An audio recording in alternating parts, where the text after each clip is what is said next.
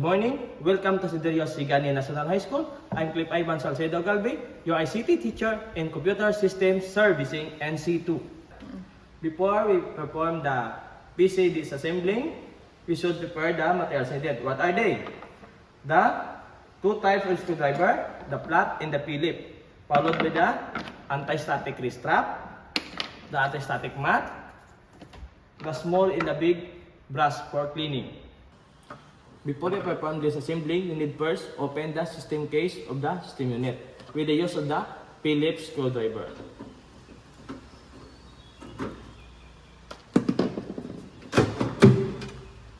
And after that, put the system unit in the flat surface. And after that, secure all the wires where it is located. And after that, you need to remove the wires.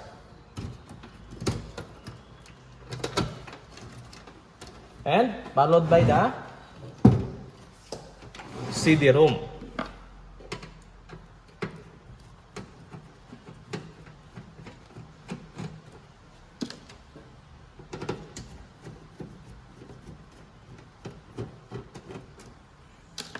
And after that, you need to push the CD-ROM outside the system case and slowly in the tight position.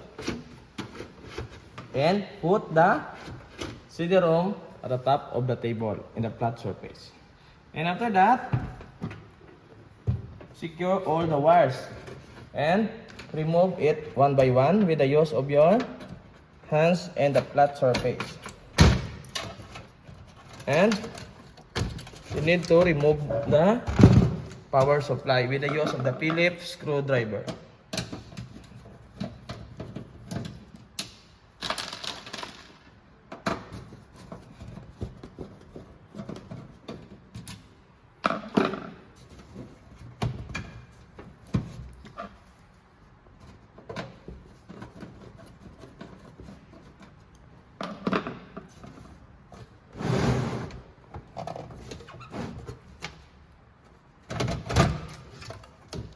And put that beside the CD-ROM so that you can actually maximize the time as you needed.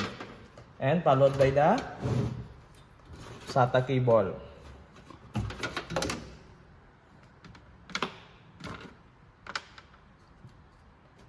And remove the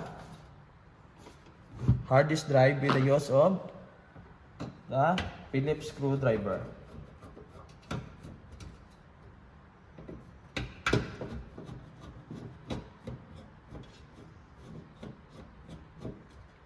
And after that, put the screws on the empty plastic or empty container. And push the hard disk drive together with your hand directly. Be sure, do not contact with the RAM. And put beside the parts of the PC. And after that, you need to remove the RAM or the random access memory with the located in the motherboard. Remove it with the use of socket and hold the RAM properly.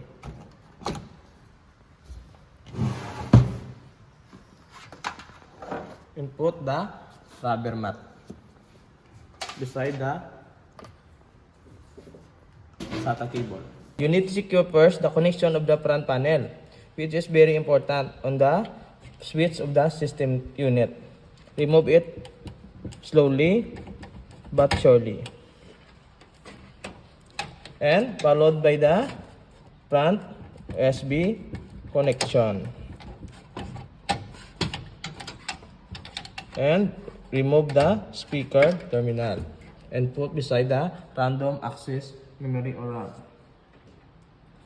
And then, that is the time you need to remove the motherboard, which is the motherboard stands for the core of the computer system. You need to identify first the screws involved in the motherboard, which is composed of 4 screws with the use of the Phillips screwdriver.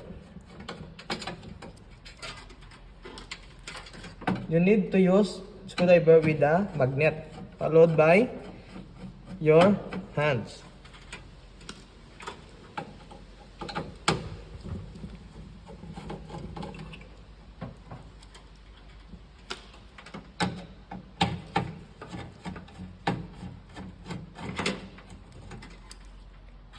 And after that, you need to hold the motherboard properly with your hands directly. And after that, put the motherboard in the mat, which is called the anti-static mat, beside the different parts of the system unit. You need to unfasten the screws of the CPU cooling fan, which is composed of 4 Phillips screws with the use of the screwdriver. You need to balance this because this is very expensive. You need to balance this.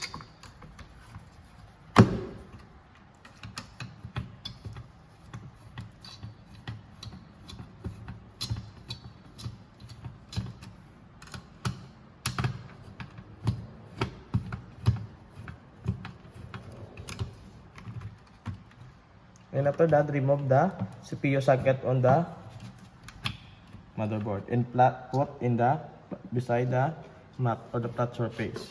As you can see, this is the processor, which is the brain of the computer. It is socket AM4 of the AMD. Remove the lock pin of the CPU processor and put in the slide position. And after that, you need to careful first. Hold the processor beside and hold it directly. Avoid any contact to other parts. Input the processor beside the motherboard.